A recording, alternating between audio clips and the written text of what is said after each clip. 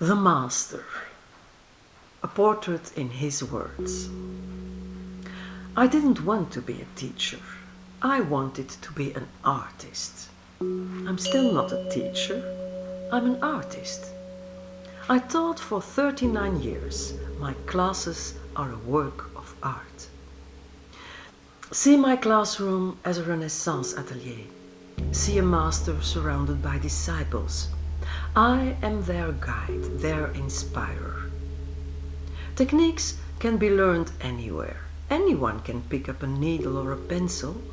Anyone can hit a computer key.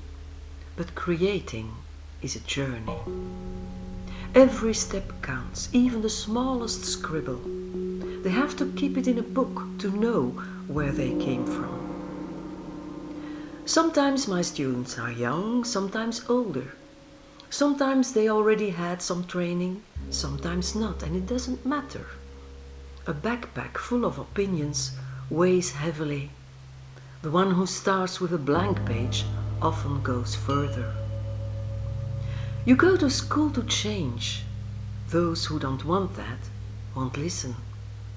Those who don't listen won't learn. What I teach my students is to discover new shapes, to speak a new language. Fashion is a language. If you want to design a wearable jewel or garment, then you need to know that language. A design that isn't wearable is a sculpture, not fashion. What is wearable? Absolutely everything you can wear, even though not everywhere by everybody. My students get a lot of freedom, but they also get an assignment. That assignment is their support. For example, I tell them, your subject is Vermeer, your muse Fabiola. Then their first thought is, oh, the girl with the pearl earring, oh, the queen with the apple. But their assignment goes far beyond that. Applied art is art for somebody. Not I am the boss, it's Vermeer and Fabiola. They need to engage a dialogue with them. The answers to questions will come from them. I want them to do a lot of research, get a whiff of an atmosphere, get immersed, talk to each other and listen to each other. Out of that flood of information, they must filter something simple and personal. They must make their own Vermeer for Fabiola. My students don't have to become little DVWs. I want them to emerge, no matter how much that scares them. So I tell them as little as possible.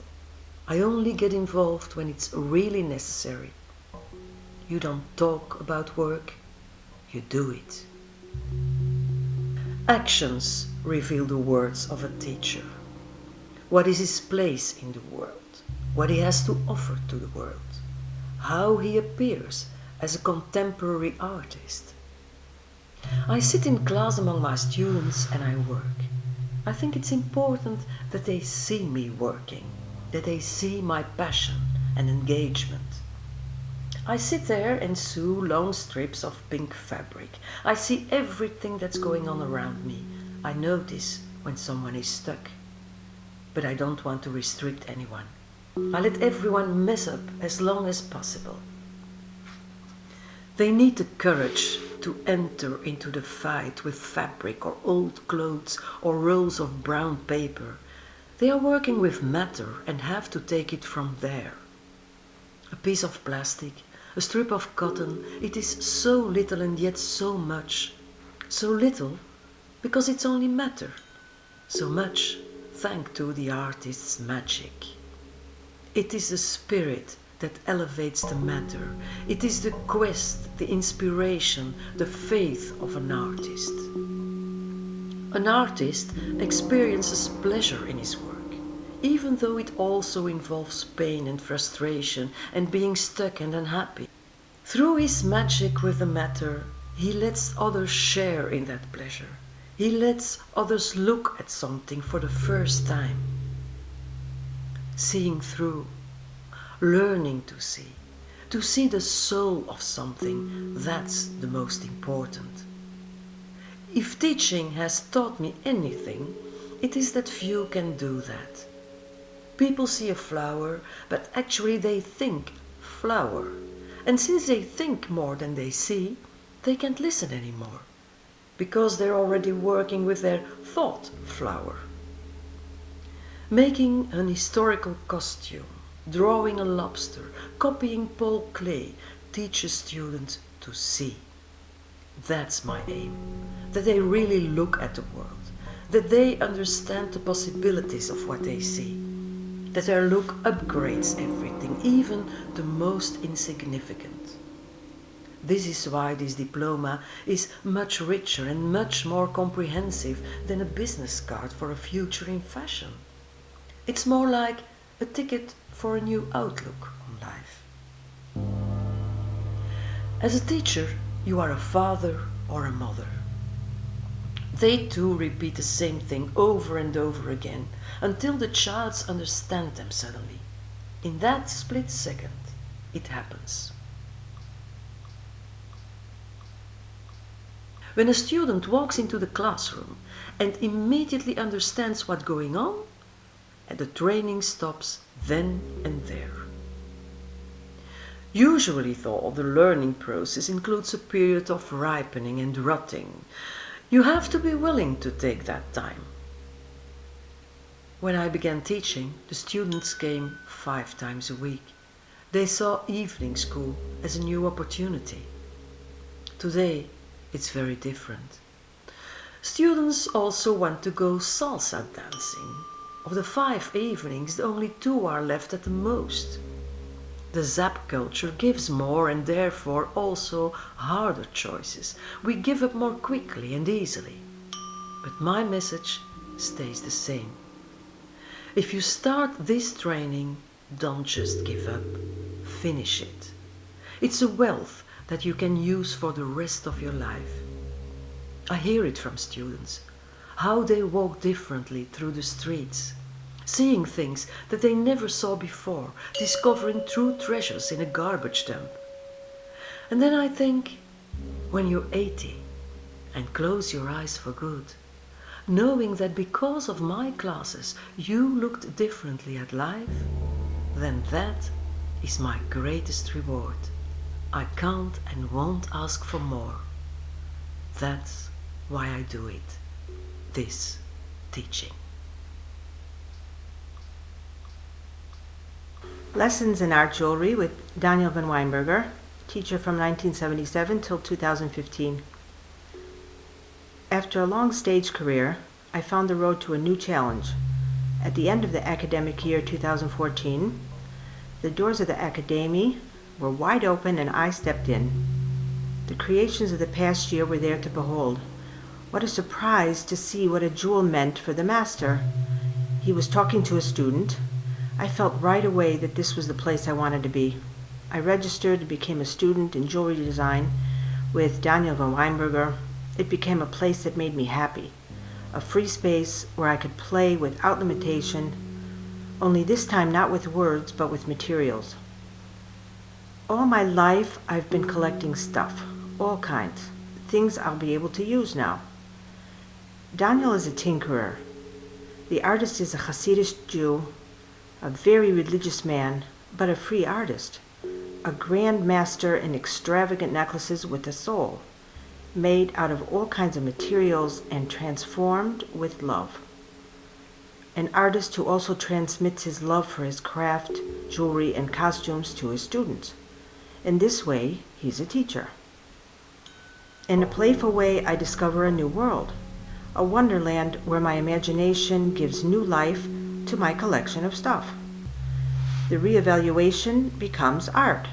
The jewelry transforms into wearable art, unique, a gift. It's fantastic that we can get to jewelry via art.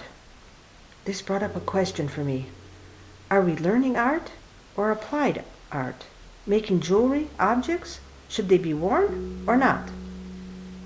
As we start from art and not from techniques, we have the freedom to create, regardless of whether it will be worn or not. It's so fascinating to see how everyone makes something completely different out of the same assignment. Imagination reigns supreme. Techniques come later. Along the way, we need them.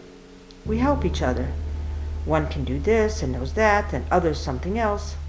A learning school. It's also fun to see how Daniel is eager to learn. How interested he is.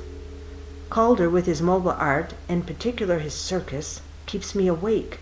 I decide to make mobile moving jewelry. Wow.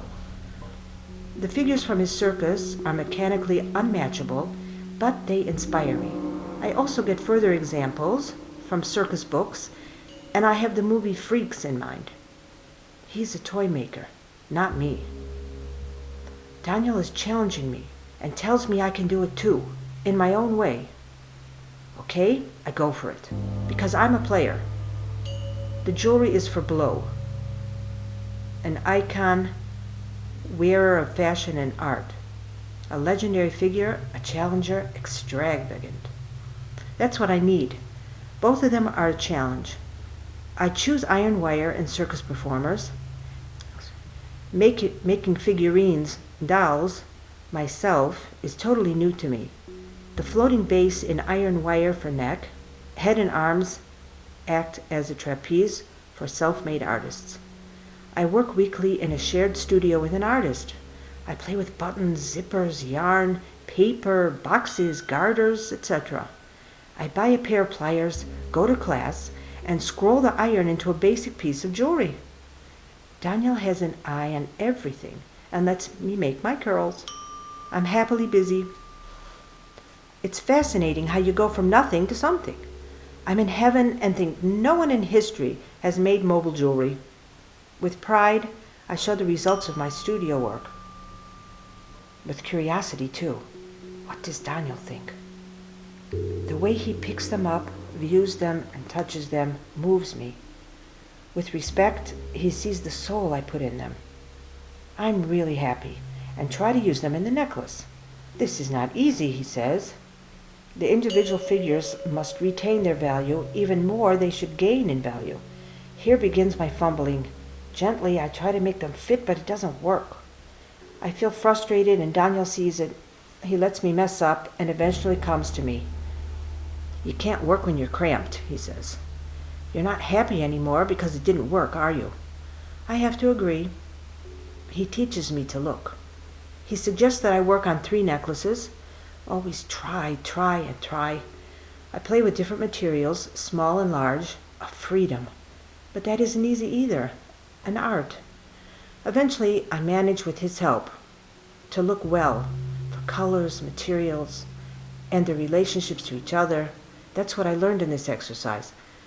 The head jewelry moves to all sides, unique. The bracelets are still in the making. When I try them on, I see Isabella Blow walking on the street with all eyes on her.